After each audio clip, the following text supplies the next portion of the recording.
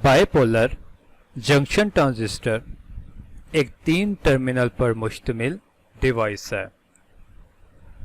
Transistor को किसी भी सर्किट में as a input output use करने के लिए इसके पास 4 टर्मिनल होना ज़रूरी हैं। 2 टर्मिनल इनपुट के लिए, 2 टर्मिनल आउटपुट के लिए।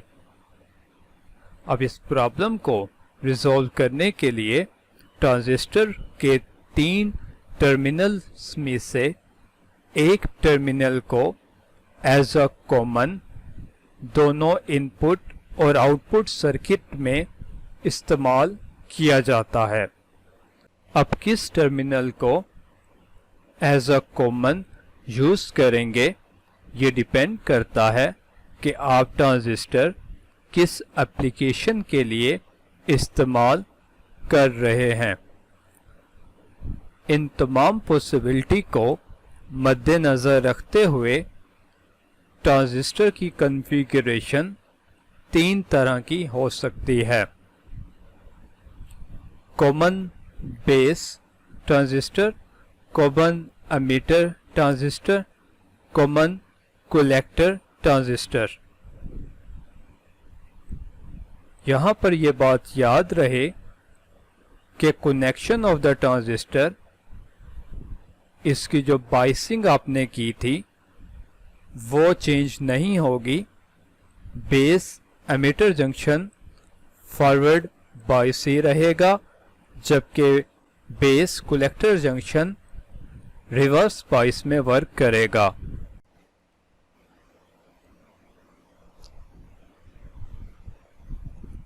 ट्रांजिस्टर कैरेक्टरिस्टिक्स वो प्लॉट्स हैं, वो ग्राफ्स हैं जो कि जाहिर करते हैं रिलेशनशिप करंट और वोल्टेज के दरमियान एक ट्रांजिस्टर के एक ख़ास कॉन्फ़िगरेशन के लिए, जो कि कॉमन बेस, कॉमन एमिटर या फिर कॉमन कलेक्टर हो सकती है।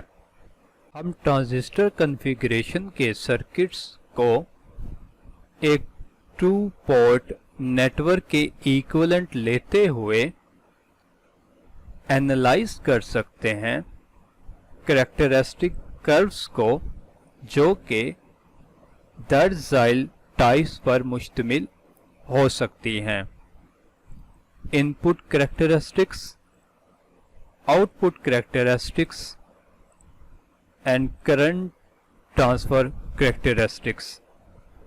इनपुट कैरेक्टरिस्टिक में इनपुट करंट का चेंज, जबकि इनपुट वोल्टेज में वेरिएशन आएगा और आउटपुट वोल्टेज कांस्टेंट होगा। आउटपुट कैरेक्टरिस्टिक में आप प्लॉट करेंगे between the output current versus output voltage, और इनपुट करंट यहाँ पर कांस्टेंट होगा। करंट ट्रांसफर कैरेक्टरिस्टिक के लिए आप प्लॉट करेंगे आउटपुट करंट को विद इनपुट करंट, जबकि आउटपुट वोल्टेज को आप कांस्टेंट रखेंगे। आपके सामने कॉमन बेस कॉन्फ़िगरेशन फिगर 1 में दिखाई गई है। इस कॉन्फ़िगरेशन में हमने बेस टर्मिनल को कॉमन रखा है दोनों इनपुट और आउटपुट टर्मिनल्स पर। इस कॉन्फ़िगरेशन की वजह से low input impedance, high output impedance, high resistance gain और हाई वोल्टेज गेन आपको मिलेगा। इनपुट कैरेक्टरिस्टिक्स के लिए, जैसा कि हम पहले जिक्र कर चुके हैं कि इनपुट कैरेक्टरिस्टिक में हम वेरिएशन लेते हैं इनपुट वोल्टेज की, जबकि आप चेंज कर रहे हैं इनपुट करंट को, और आउटपुट वोल्टेज कांस्टेंट रहेगा। सो इनपुट करंट की हम बात करें तो लेफ्ट हैंड साइड पर बेस और एमीटर ये मिलाकर इनपुट सर्किट बनाएंगे और इस इनपुट में करंट हमारे पास एमीटर करंट होगा, जबकि वोल्टेज आप बेस और एमीटर पर अप्लाई करेंगे और आउटपुट में कांस्टेंट आउटपुट वोल्टेज के लिए कलेक्टर बेस वोल्टेज कांस्टेंट रहेंगे। सो इस फिगर में आप देख सकते हैं कि प्लॉट किया गया है इनपुट करंट जो कि IE versus base emitter voltage और कांस्टेंट रखा गया है कलेक्टर बेस वोल्टेज को जो कि आउटपुट वोल्टेज हैं।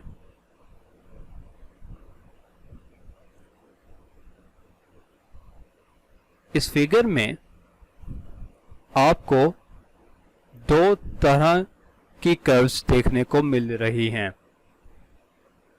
इन कर्व्स में मिसाल के तौर पर अगर हम बात करें V बेस कलेक्टर 1 की, तो इसकी वैल्यू फॉर एग्जांपल 0 वोल्ट है।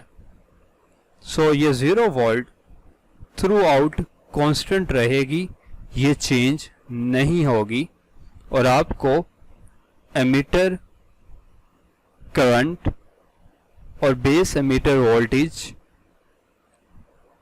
की वेरिएशन का ग्राफ इस तरह मिलेगा।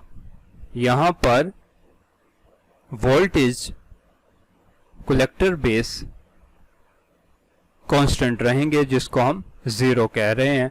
सिमिलरली अगर हम वोल्टेज कलेक्टर बेस 2 की बात करें तो हम लेट करते हैं ये 5 वोल्ट हैं, तो ये 5 वोल्ट थ्रू आउट इस कर्व कांस्टेंट रहेंगे और वेरिएशन इनपुट एमीटर करंट और बेस एमीटर वोल्टेज के दरमियान आएगी।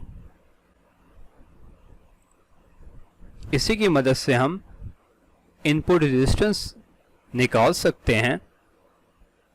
तो very basic formula V is equal to IR ohm law. तो इस फार्मूला में R को हम अलग कर लें तो V over I voltage base emitter variation के लिए डेल्टा और करंट में एमीटर करंट वेरिएशन के लिए डेल्टा, और यहाँ पर वोल्टेज कलेक्टर बेस को हमने कांस्टेंट रखा हुआ है। इसी को अगर हम रिवर्स कर दें तो आपको कंडक्टेंस मिल जाएगी, या फिर आप इस ग्राफ का अगर आप स्लोप ड्रॉ करें तो y ओवर x आपको स्लोप y एक्सिस पर एमीटर करंट जबकि x एक्सिस पर बेस एमीटर वोल्टेज ये आपको इनपुट कंडक्टेंस देंगे जिसको हमने G से लिखा है। अगेन यहां पर कलेक्टर बेस वोल्टेज कांस्टेंट रहेंगे। आउटपुट कैरेक्टरिस्टिक्स की अगर हम बात करें तो अगेन आउटपुट कैरेक्टरिस्टिक में हम चेंज लेते हैं आउटपुट करंट की, जबकि आप वेरिएशन करते हैं आउटपुट वोल्टेज में और इनपुट करंट को आप कांस्टेंट कर देते हैं। सो अगर अब हम राइट हैंड साइड देखें तो बेस कलेक्टर ये हमारी राइट हैंड साइड बनती है। तो इनपुट का करंट आपने कांस्टेंट रखना है। इनपुट के करंट में एमीटर करंट कांस्टेंट हो जाएगा और आउटपुट टर्मिनल्स पर आपने इन आपने आउटपुट करंट को चेंज करना है जब आप चेंज करेंगे आउटपुट वोल्टेज को। Output characteristic common base configuration की आप इस फिगर में देख सकते हैं। इस फिगर में हमने जो प्लॉट किया है वो आईसी कलेक्टर करंट और VCB voltage collector to base, जबकि इनपुट करंट जो कि एमिटर करंट है उसको हमने कांस्टेंट रखा है। इस फिगर से आप आउटपुट रेजिस्टेंस निकाल सकते हैं। आउटपुट रेजिस्टेंस के लिए voltage collector to base vary करेंगे विद करंट कलेक्टर करंट, जबकि इनपुट करंट जो कि IE है, मीटर करंट है, ये कांस्टेंट रहेगा। इसे को अगर हम रिवर्स में लिखें तो हमें आउटपुट कंडक्टेंस मिलेगी जिसको हमने G से जाहिर किया है। इस फिगर में करंट ट्रांसफर कैरेक्टरिस्टिक एक कॉमन बेस कॉन्फ़िगरेशन ट्रांजिस्टर की दिखाई गई है। इसमें आप प्लॉट करते हैं between IC and IE। IC output current है जबकि IE इनपुट करंट है, और इस केस में आप VCB जो कि वोल्टेज हैं कलेक्टर टू बेस और ये आउटपुट वोल्टेज हैं, इनको हम कांस्टेंट रखेंगे। तो रिजल्ट में आपको करंट गेन मिलेगा और कॉमन बेस कॉन्फ़िगरेशन में इस गेन को हम अल्फा से लिखेंगे। सो IC over IE delta for the variation, और वोल्टेज बेस कलेक्टर के कांस्टेंट रहेंगे।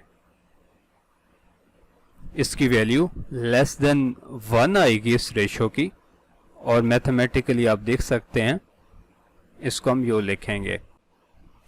कॉमन कलेक्टर कॉन्फ़िगरेशन को आप इस फिगर में देख रहे हैं। इसके मुताबिक कलेक्टर को एज अ कॉमन रखा गया है दोनों इनपुट और आउटपुट टर्मिनल्स के दरमियान, जिसकी वजह से हाई इनपुट इम्पीडेंस जबकि लो आउटपुट इम्पीडेंस आपको मिलेगी। वोल्टेज गेन लेस देन 1 होगा और आपको इस कॉन्फ़िगरेशन में लार्ज करंट गेन मिलेगा। अब हम इसकी कैरेक्टरिस्टिक्स इनपुट, आउटपुट और करंट में क्या चेंज आएगा उसको देखते हैं। तो इनपुट कैरेक्टरिस्टिक्स में हम जानते हैं कि कलेक्टर एमिटर वोल्टेज जो कि आउटपुट वोल्टेज है, इस केस में इसको हमने कांस्टेंट रखना है। बेस करंट वेरी करेगा जब आप कलेक्टर टू बेस वोल्टेज को चेंज करेंगे। अब यहां पर voltage collector base independent quantity है, इसलिए हमने इसको एक्स एक्सिस पे रखा, जबकि बेस करंट इसी पे डिपेंड कर रहा है, इसलिए हम उसको वाई एक्सिस पे रख देते हैं। हमारे इस केस में वोल्टेज कलेक्टर टू एमिटर ये कांस्टेंट रहेंगे। फॉर एग्जांपल इसकी वैल्यू यहां पर 5 वोल्ट है, तो ये थ्रू आउट इस कर्व ये 5 वोल्ट कांस्टेंट ही रहेगा।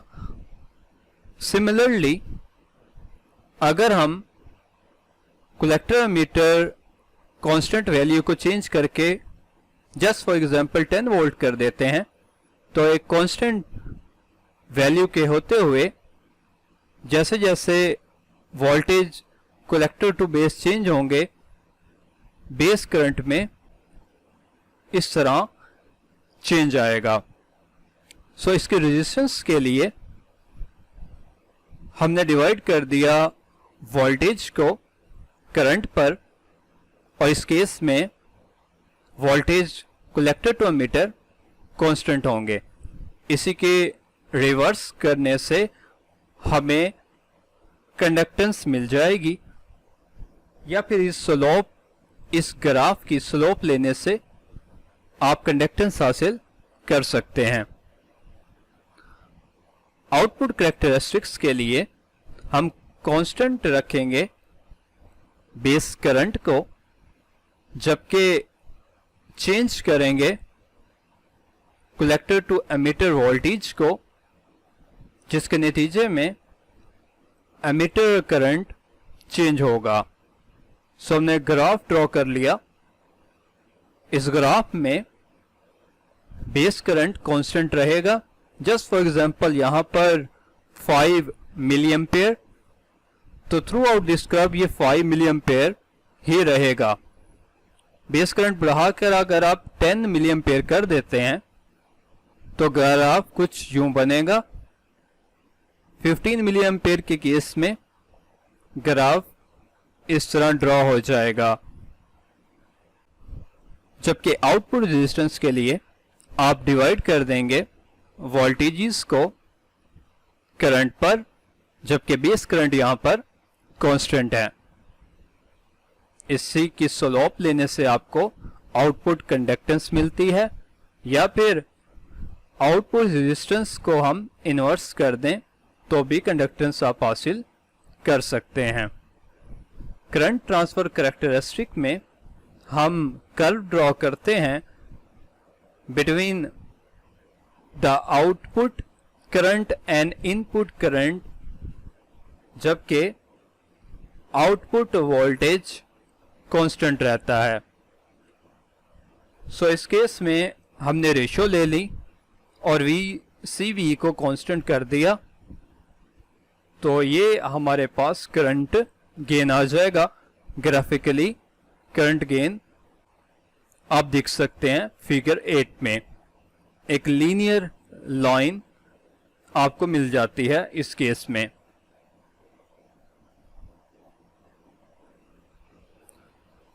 कॉमन एमीटर कॉन्फ़िगरेशन आपके सामने फिगर 9 में देखी जा सकती है। इसमें हमने एमीटर को कॉमन रखा है between the input and output terminals. इस कॉन्फ़िगरेशन की वजह से आपको मीडियम इनपुट इम्पीडेंस जबकि मीडियम आउटपुट इम्पीडेंस मिलती है। मीडियम करंट गेन और वोल्टेज गेन भी हासिल होते हैं। इनपुट कैरेक्टरिस्टिक्स के लिए हम base emitter left hand side के इस सर्किट को एज अ इनपुट डील करेंगे, जबकि आउटपुट कैरेक्टरिस्टिक के लिए एमीटर कलेक्टर को हम स्टडी करेंगे। सो इनपुट में आउटपुट वोल्टेज को हमने कांस्टेंट रखना है, तो इस केस में output voltage collector to emitter वाला होगा, तो इसे हम कांस्टेंट कर देते हैं। जबकि बेस एमीटर के वोल्टेज को हम चेंज करेंगे, जिसके नतीजे में बेस करंट में चेंज आएगा। सो ग्राफिकली हम इसको ड्रॉ कर लेते हैं। अगेन यहां पर कलेक्टर टू एमीटर की वैल्यू 1 के लिए कांस्टेंट होगी। Similarly collector to emitter value 2 के लिए भी कांस्टेंट ही होगी, लेकिन कलेक्टर टू एमीटर 2 की वैल्यू हमने ग्रेटर ली है as compare to 1। So input resistance इस केस में अब बेस एमीटर वोल्टेज को चेंजिंग बेस एमीटर वोल्टेज को डिवाइड कर देंगे चेंजिंग करंट ऑफ बेस, और इसमें voltage collector to emitter constant होंगे। इसी की हम अगर स्लोप लें तो हमें इनपुट कंडक्टेंस मिलती है, या इससे हम रिवर्स ले लें तो आपको कंडक्टेंस हासिल हो जाएगी। Output characteristic common ammeter configuration में इनपुट करंट को कांस्टेंट कर दिया जाएगा, जबकि आप चेंज करेंगे आउटपुट वोल्टेज को, जिसके नतीजे में IC आउटपुट कलेक्टर करंट भी चेंज होगा। सो यहाँ पर IB1 की value just for example 5 milli ampere, तो थ्रू आउट कर्व ये 5 मिली एम्पेयर ही रहेगी, कांस्टेंट रहेगी। सिमिलरली आप कोई भी वैल्यू लें, बेस करंट यहाँ पर वो कांस्टेंट रहेगा और यहाँ पर भी कांस्टेंट रहेगा और आपको ये कर्व्स मिल जाएंगी। आउटपुट रेजिस्टेंस के लिए हम डिवाइड कर देंगे changing collector to emitter voltage को चेंजिंग कलेक्टर करंट पर, जबकि बेस करंट कांस्टेंट रहेगा। सिमिलरली अगर हम इस फिगर 11 की कैरेक्टरिस्टिक कर्व्स का स्लोप लें तो हमें आउटपुट कंडक्टेंस मिल जाएगी, या फिर ये इनवर्स है आउटपुट रेजिस्टेंस का। Current transfer characteristic common ammeter configuration में वेरिएशन आती है IC कलेक्टर करंट में, जो कि आउटपुट करंट है, विद IB बेस करंट जो कि इनपुट करंट है, और वोल्टेज कलेक्टर टू एमीटर हम कांस्टेंट रखते हैं। इसको मैथमेटिकली कुछ यूं लिखा जाता है कि करंट गेन जो कि इक्वल है चेंजिंग करंट कलेक्टर बेस, जबकि voltage collector to emitter constant होंगे। ग्राफिकली आपको एक लीनियर ग्राफ मिलेगा। कॉमन एमीटर में करंट गेन हमेशा ग्रेटर देन 1 हुआ करता है।